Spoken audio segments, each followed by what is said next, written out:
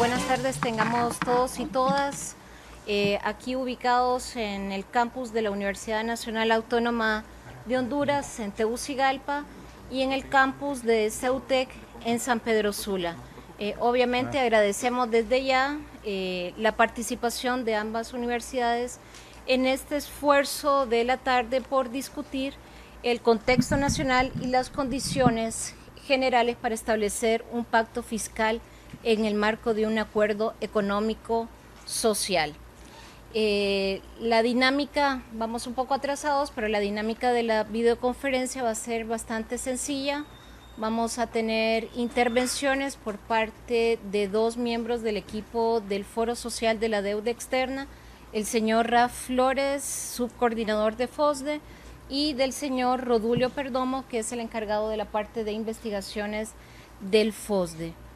A partir de estas exposiciones vamos a poder hacer un intercambio de preguntas con las personas que nos acompañan aquí en el campus de la Universidad Nacional, que son a su vez representantes de organizaciones de sociedad civil.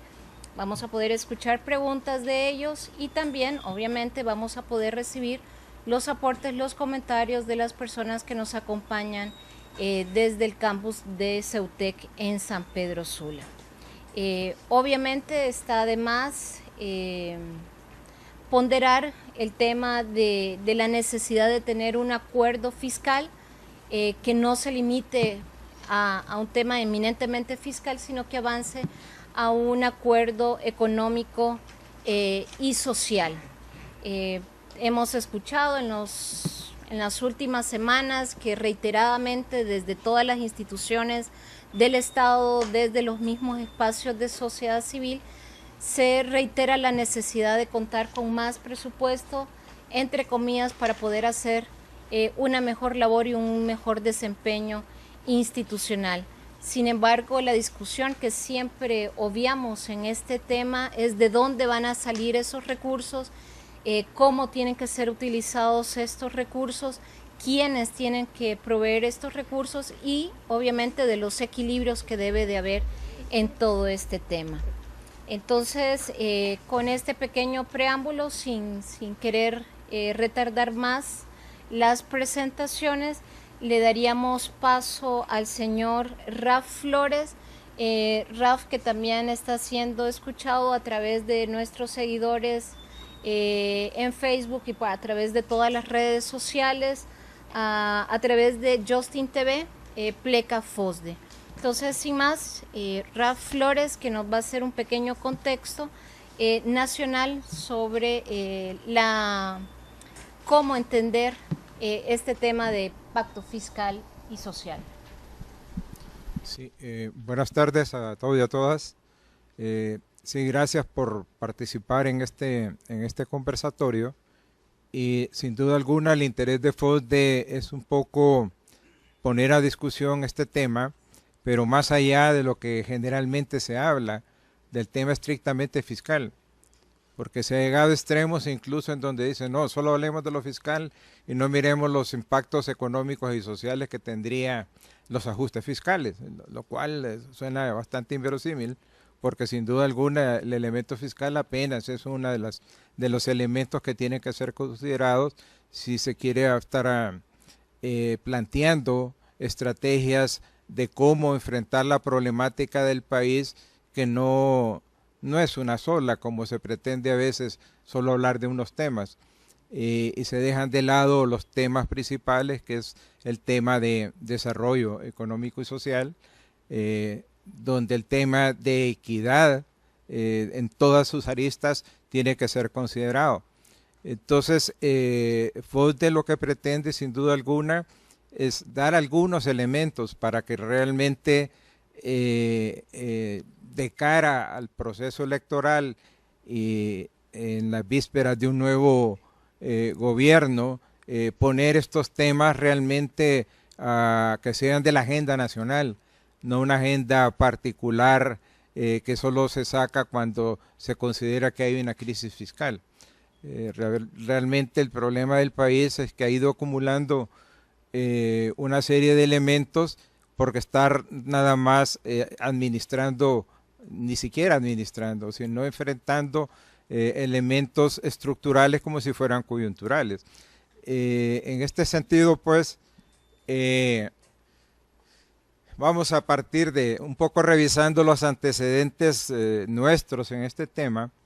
Estábamos revisando documentación ya que fue producida a principios de este siglo, del 2000, este es del 2003, esto que les voy a dar, que se sacó por parte de FUD para qué era un pacto fiscal, es bueno, es malo, se come, qué es lo que dice la gente común, pues, porque no puede ser nada más para académicos o para gente que está relacionado con estos temas, sino que la población en general sepa de que le afecta el día a día y en su futuro las decisiones que se tomen en el tema fiscal. Entonces, y me acuerdo que en ese momento se puso en figuras así de caricatura, que prácticamente a veces la expresión de estas caricaturas valen por muchas páginas escritas en un libro.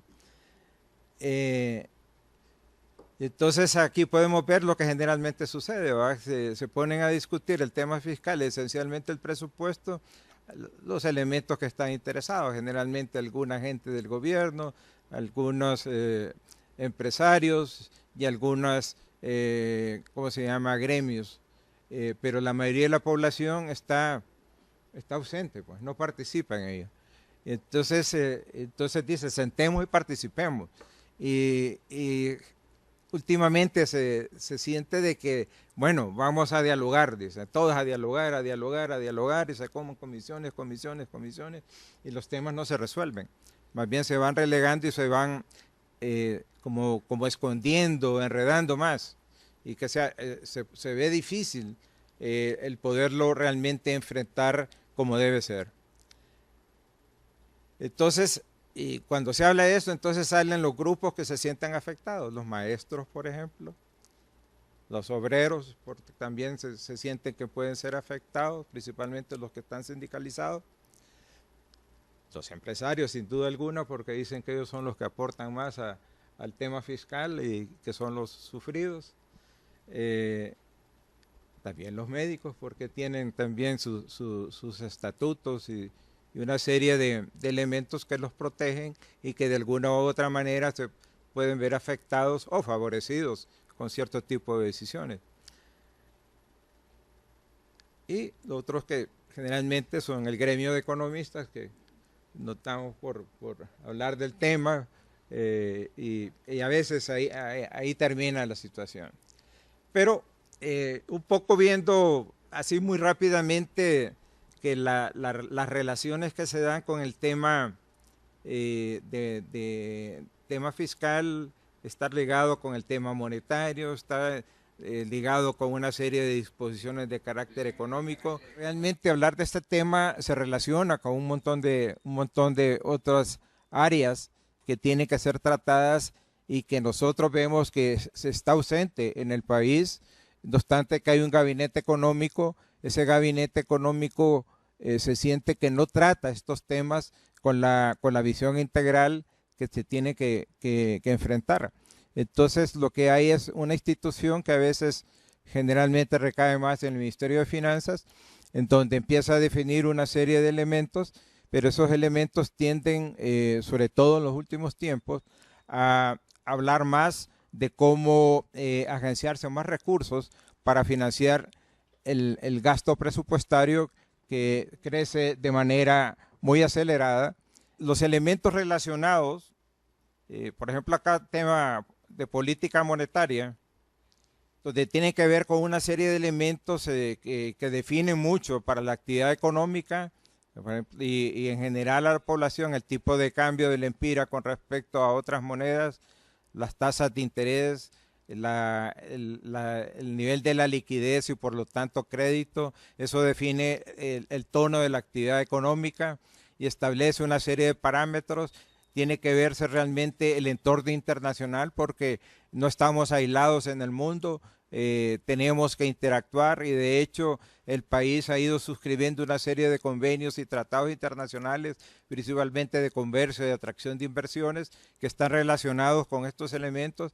Sin duda alguna esto afecta a las finanzas públicas, puede ser en forma positiva, forma negativa, e incide en términos del incremento de precios internos, la inflación, que afecta en general y principalmente a la población de menores ingresos, aunque parezca que eso no es así. Y por lo tanto genera una serie de choques que tienen que ser vistos de manera integral, porque si no se convierten en menos paliativos que la vuelta de la esquina, más bien lo que provocan son elementos de mayor envergadura. Generalmente se habla de que la política fiscal tiende a ser expansiva o contractiva, igual sucede con la política monetaria. Y se dice que es expansiva cuando hay aumento del gasto público y se supone hay una baja de impuestos para poder incrementar la renta disponible de las personas, de las empresas, que eso promueve el consumo y la inversión, que genera una mayor demanda agregada y por lo tanto se potencia la producción, generación de empleos y el movimiento de precios se vuelve más competitivo, o una política totalmente contractiva, que hay aumento de impuestos y por lo tanto debería de haber una baja del gasto público, pero afecta la renta disponible, etcétera. Hay una serie de elementos que uno siente de que no se manejan cuando se está hablando de los ajustes fiscales. Simplemente se mira desde el lado de cómo generar mayores ingresos al Estado y por otro lado vemos que el comportamiento de las variables económicas, por lo menos ahí en ese cuadro presentamos el último reporte del Banco Central de cierre de la economía 2012. Ahí se puede observar que en valores corrientes, o sea, precios normales, el crecimiento de la economía fue de 7.3%, pero hubo una inflación de 5.4%, que si hiciéramos la resta, simplemente tendríamos que un crecimiento real, quitando el elemento inflacionario, de un poco más de 2%, pero el Banco Central nos reporta un crecimiento de 3.5%. Uno dice, bueno, ¿y aquí qué ha pasado? No funcionan las sumas y restas. Y cuando mire el comportamiento por sectores, mira que muchos sectores realmente no tienen una dinámica importante, que el sector que tiene mayor dinamismo es el sector del sistema financiero. Y el sector de comercio y el sector de la industria manufacturera, pero no en proporciones ya en valores constantes, o sea, quitando el efecto de inflación, vemos que el crecimiento reportado por Banco Central fue de 3.3, cuando aparentemente, si hacemos el ajuste por inflación, deberían dar como el 2.5. Y vemos que los sectores, por ejemplo, el sector agrícola tiene en términos reales un crecimiento relativamente, según dice ahí, de 8.1, pero los sectores dinámicos ahí son los sectores orientados a la exportación, principalmente el sector café, el sector de palma africana, que tiene mucho crecimiento, pero los sectores de alimentación básica tienen muchas limitaciones. ¿Por qué? Porque son restringidos en cuanto al acceso del crédito. De la cartera de crédito total del sistema financiero, más o menos anda alrededor de 5 a 6% la cartera para el sector primario, agrícola, ganadería, etcétera. Y dentro de esos, el sector de alimentos básicos tiene una mínima cantidad de recursos. Lo que queremos señalar es que realmente cuando se hacen las reformas fiscales, pareciera ser como que la estructura productiva tiene elementos como exógenos que le van a permitir tener estos ajustes fiscales, y lo que sucede es que estos ajustes fiscales degeneran, ya ni decimos que generan, sino degeneran desajustes sociales y económicos, y lo vamos a ver un poco más adelante. O sea, insistimos en que por lo tanto cualquier pacto fiscal tiene que ir viendo los distintos elementos que son afectados por las decisiones de política fiscal y política monetaria, que es lo que más prevalece en el país. En lo siguiente podemos ver por el lado del gasto en términos del comportamiento económico, vemos que el consumo es el elemento principal, casi es más del 70% de la economía viene por el lado del consumo. La parte de inversión es relativamente limitada y en el caso del Estado, el Estado ha ido disminuyendo la inversión pública. En valores corrientes, el Estado en 2011 y 2012 disminuyó su inversión en casi 18% en valores corrientes, y en valores constantes prácticamente fue negativo en casi 17.5%, lo cual significa que el Estado ha ido dejando de hacer inversiones y la tendencia ha sido irse por la vía de las alianzas público-privadas, que tiene una tendencia fuerte a la privatización. Incluso una privatización que en el país se está llevando casi en la sombra, ni siquiera es en la penumbra, sino en la sombra, que no se sabe cuáles son las negociaciones en sí mismas, cuáles son los compromisos y qué efectos positivos o negativos va a traer realmente en generalidad para todo el país. Ha llegado a tal grado que el Fondo Monetario en su informe último, de la revisión del artículo 4 de los estatutos del Fondo Monetario, establecen que tiene que tenerse una revisión cuidadosa del comportamiento de las alianzas públicos-privadas. ¿Por qué está pasando en el país? Pareciera que estas decisiones están tomando más no de la racionalidad económica y social con visión de desarrollo, sino más bien de interés de grupos económicos y políticos. Y eso es lamentable, porque al final se están ejecutando cosas que ni siquiera están en el programa básico de inversiones públicas definido en el marco del plan de nación. Bueno, los desajustes son de tal manera que en el papel se plantean en el anteproyecto de presupuesto, en el presupuesto que se aprueba del año del caso, y vamos a citar nada más el año pasado, que se hablaba que el cierre del déficit iba a andar alrededor ¿qué? Se planteaba casi de 3.5, si mal no recuerdo. Y se cerró con un déficit de 6%, que significó un déficit de más de 21,000 millones de lempiras, lo cual indica que realmente como que no se le da importancia. Realmente lo que genera este desajuste en términos del exceso de gasto, y lo otro más grave, la calidad del gasto, porque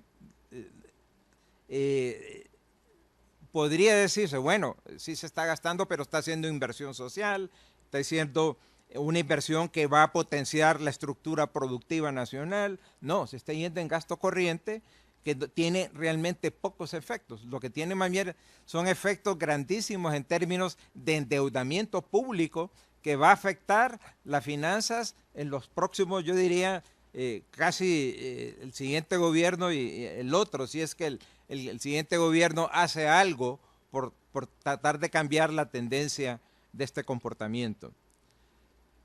Aquí se puede ver en mayor detalle ese 6% que eran allá las 21,686 millones de lempiras. Ahora, y más adelante lo vamos a ver, lo grave es que incluso se ha ido generando una deuda flotante de una cantidad exageradamente grande para el tamaño de economía y para los niveles del presupuesto público. Y es una tendencia que empieza a marcarse fuertemente ahí por el año 2005-2006 y viene creciendo. Y ese crecimiento, según los reportes de la Contaduría General de la República, en el año 2012, esa deuda flotante llegó a un poco más de los 25,000 millones de lempiras. Y vamos a ver qué significa eso.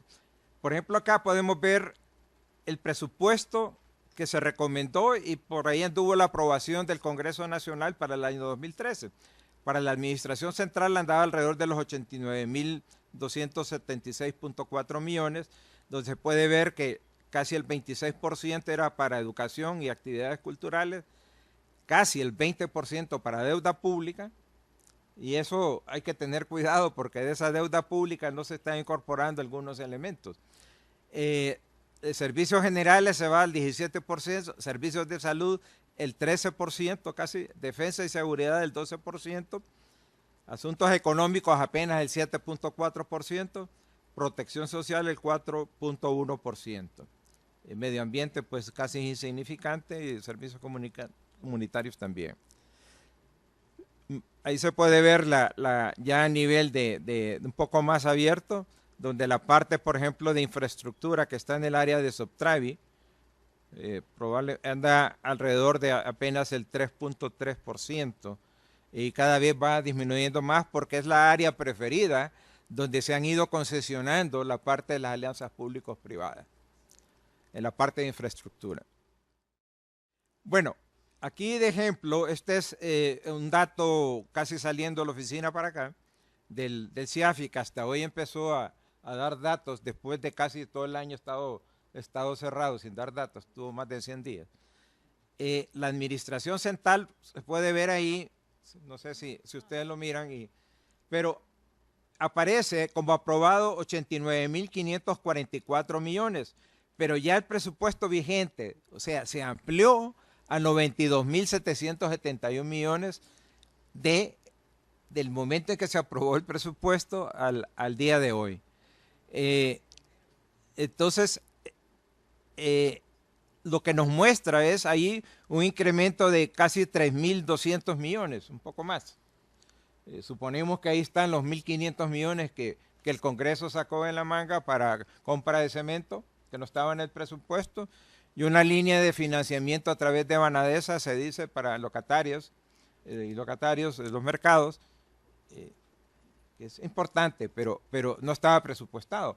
Entonces aparecen, y esa ha sido la tendencia de una serie de asignaciones con criterio estrictamente político y no con criterios relacionados con el plan de nación o con una estrategia de desarrollo.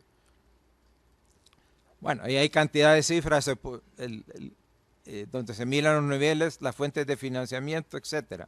Bueno, este es el comportamiento que teníamos, se puede ver ahí la recaudación tributaria 2010, 2011, 2012 y lo que iba hasta febrero 2013. Ahí se puede observar que enero tuvo un comportamiento atípico donde la recaudación fue de 4.675.79 millones. ¿Por qué? ¿Por qué fue atípico? Porque hubo un largo periodo de navidades en el gobierno que prácticamente no hubo recolección de impuestos, sino que aparecen reportados en el mes de enero y eso sube la recaudación de enero.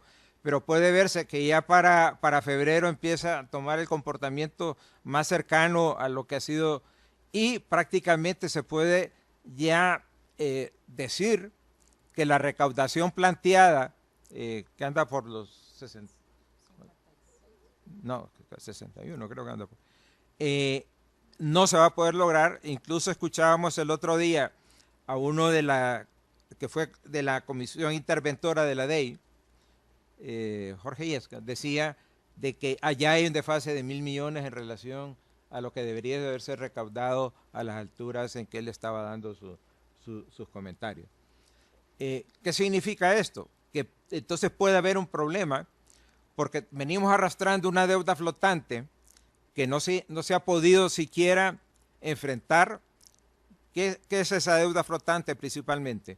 Ahí incluye los pagos de contratistas, principalmente de carreteras, está los proveedores del sistema de salud, en su gran mayoría, y que no hay recursos para poder enfrentar esa situación. Entonces la pregunta, ¿y cómo se va a hacer para el presupuesto 2013 si lo que se está haciendo es pagando parte de la deuda que teníamos arrastrado y por lo tanto se supone que esos medicamentos o ya se consumieron o ya se vencieron, porque la tendencia es que están por vencerse muchos de ellos, y al final no va a haber disponibilidad para atender el sistema de salud pública?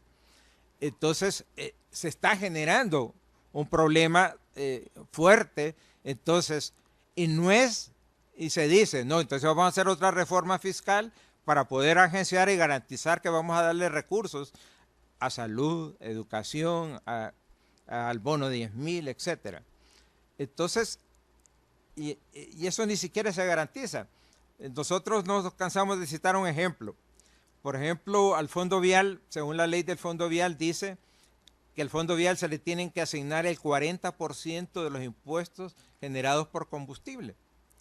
Y si eso fuera así, el presupuesto que se espera recaudar de ingresos por impuesto al combustible ya anda casi llegando a los 7.000 millones de lempiras.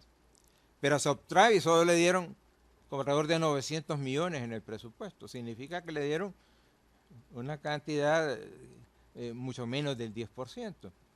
Lo cual, sin duda alguna, una entidad, bueno, tiene problemas y ha tenido problemas de carácter de uso político de las instituciones, pero es una institución que tiene una responsabilidad en el mantenimiento de la red vial, que está prácticamente destruida.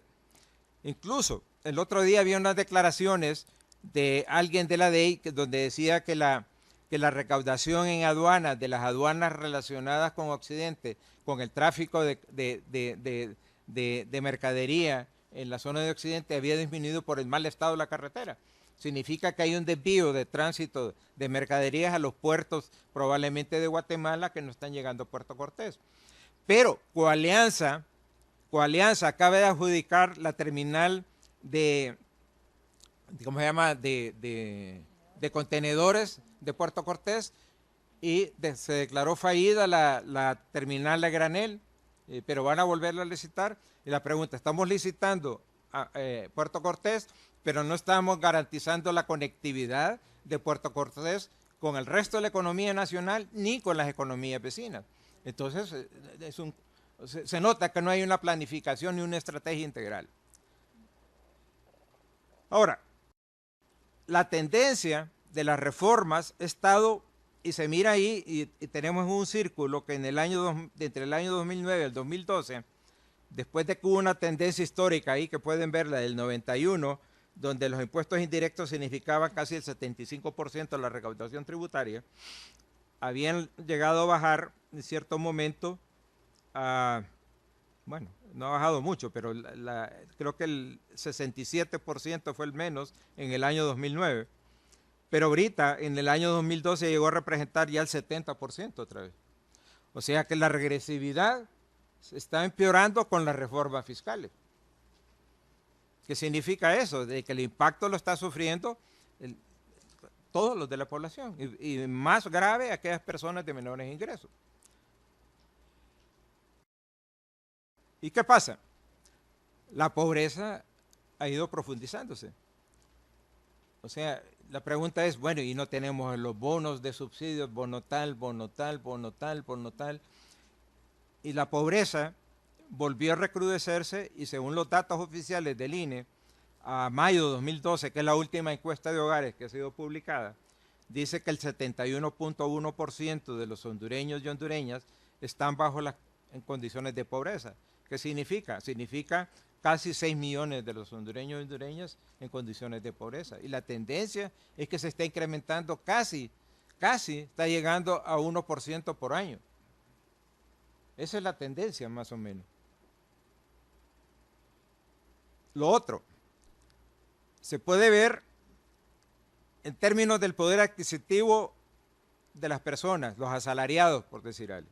Las mismas estadísticas de la encuesta de hogares nos dicen ahí que en mayo del 2001 el 35% de los asalariados ganaban salarios por debajo del salario mínimo.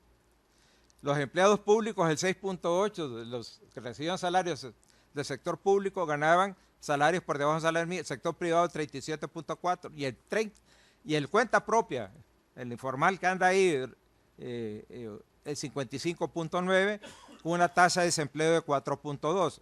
Esas tasas de desempleo que publica el INE, ya las quisiera tener España o cualquiera de esos países que realmente tienen problemas serios. Bueno, pero viendo las tendencias, vemos de que a medida que se ha hecho ajustes de salario mínimo, mayor cantidad de asalariados quedan fuera de recibir el salario mínimo. Y se puede ver ahí que a mayo del 2012, el 67.7% de los asalariados recibían salarios por debajo del salario mínimo. El 25.4% de los empleados públicos asalariados recibían salarios por debajo del salario mínimo.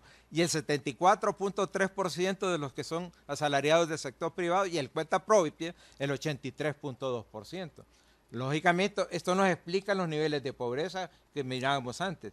Y la tendencia cada vez es a eso. La pregunta es, bueno, y entonces el gasto público no prioriza eso. No teníamos una estrategia de reducción de pobreza.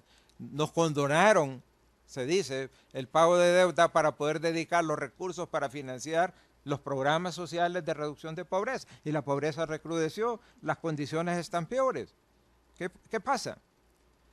Y entonces, bueno, ese es el cuadro general donde se puede ver una serie de variables. Y se puede ver eso que les manifestaba con los cruces, con los cruces por los distintos sectores.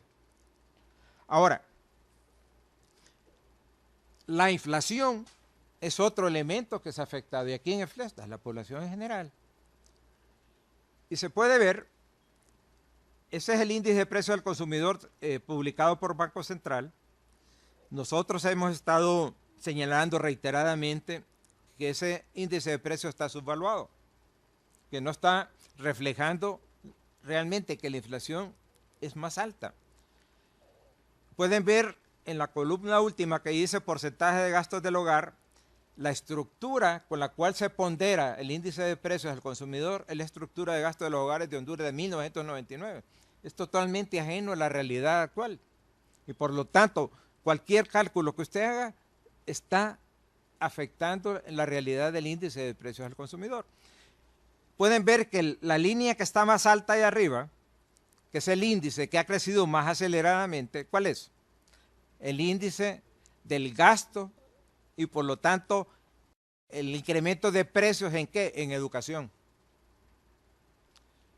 Por los problemas de educación pública, los hogares, los que pueden, hacen el esfuerzo y entran a poner a sus hijos e hijas en el sistema de salud, de educación privada.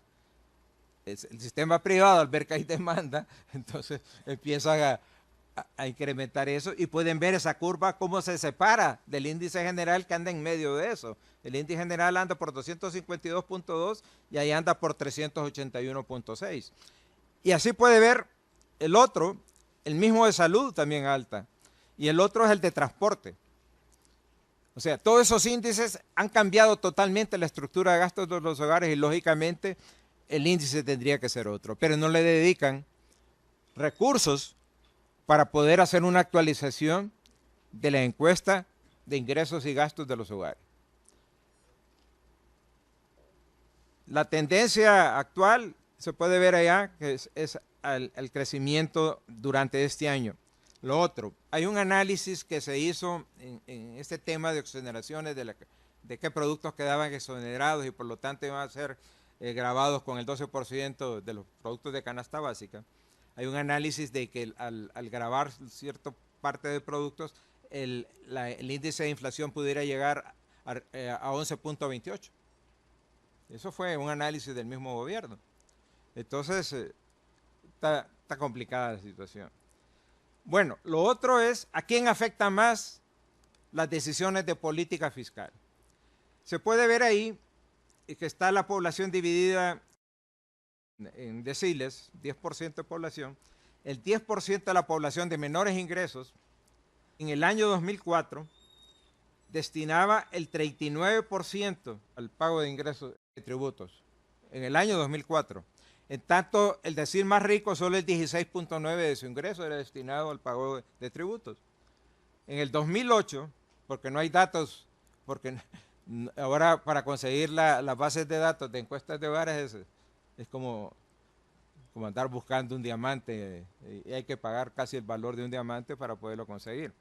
Ahí dice que la incidencia es que el primer decil está pagando el 50.3% de su limitadísimo ingreso, que lo vimos antes, al pago de impuestos, y que son impuestos indirectos.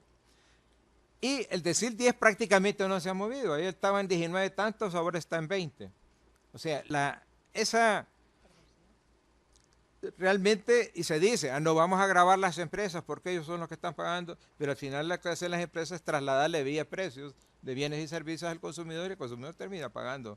Entonces, se sabe, cualquier técnico de esto trabaja en tema fiscal, que eso va a pasar. Entonces, nosotros hemos llamado eso una política fiscal perversa, porque se sabe que a la vuelta de la esquina el que va a pagar los platos rotos es el consumidor de menores ingresos.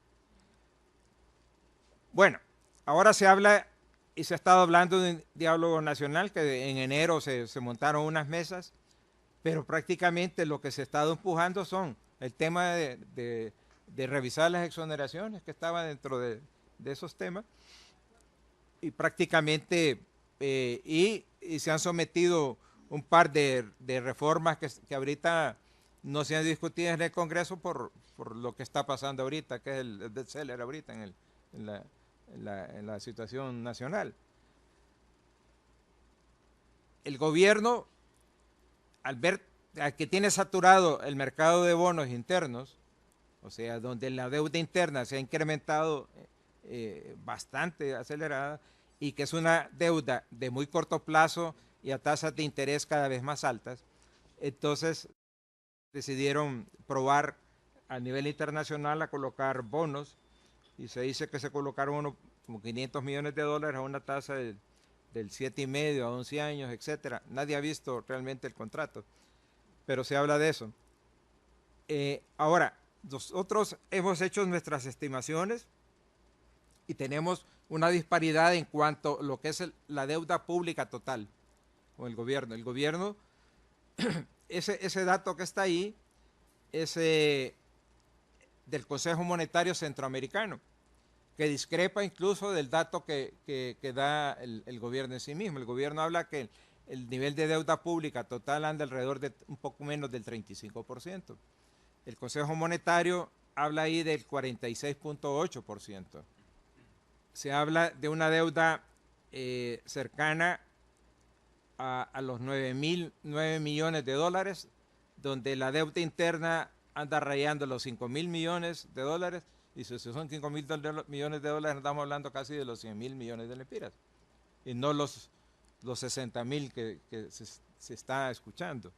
Y de deuda externa, casi 4,206, ya está incrementado y los 500 millones de dólares que aparecen como entrada de divisas en Banco Central en su balanza de pago. Ahora, nosotros estamos hablando de una deuda pública agregada total. ¿Qué significa esto? Que la deuda flotante no está considerada en los otros cálculos. Y como vemos, se cerró con una deuda flotante de 25,000 millones que no está contabilizada. Y se está queriendo pagar. Algunas en efectivo, otras con emisiones de bonos a los que son acreedores del Estado. Entonces se toma como que la condonación de deuda, eso es algo que se borró. Y no es cierto, porque lo que quedó no va al pago de los organismos internacionales que dieron esa condonación.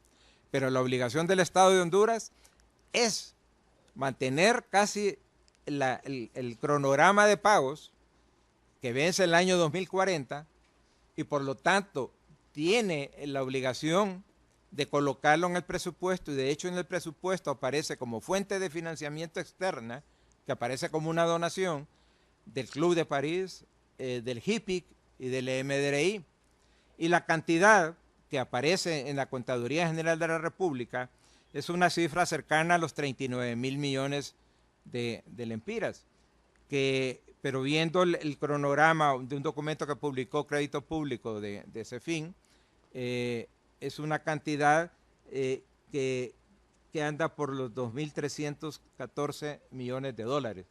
Eso hay que sumarlo a los 25,000 millones de lempiras, que se convierten en 12,500 millones de dólares. Entonces todo eso, sin duda alguna, genera una carga que significa no 35%, estamos hablando de casi el 70% del PIB se convierte en la deuda pública agregada total del país, que tiene que enfrentarse.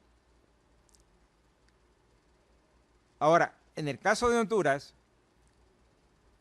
todas las decisiones institucionales que se han ido tomando, incluso había que agregar las que hasta ahorita están en proceso, han provocado que el país sea considerado con mayor riesgo, y la calificación de riesgo país, la tendencia es a que se vuelva cada vez más negativa. Entonces, la calificación que Honduras tenía andaba en este orden, de B.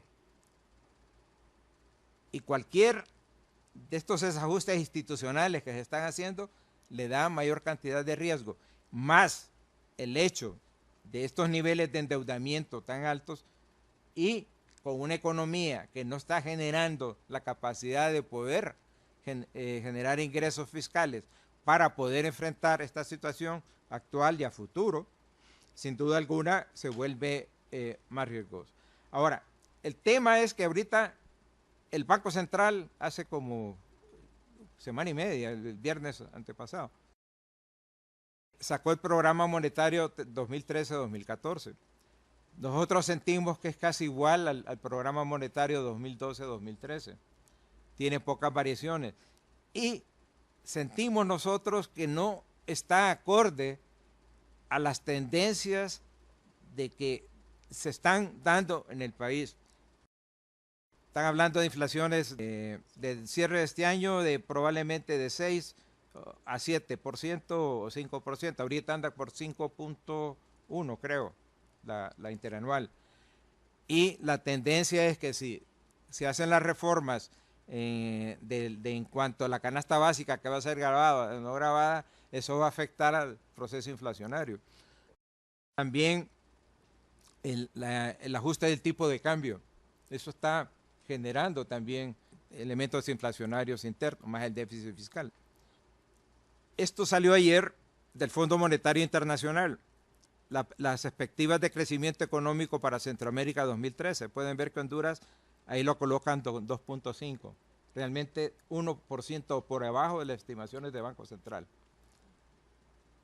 Bueno, eso como elemento general, para darle paso a compañero Rodulio, que él va a hablar ya del tema de los elementos realmente para este acuerdo económico, social y fiscal.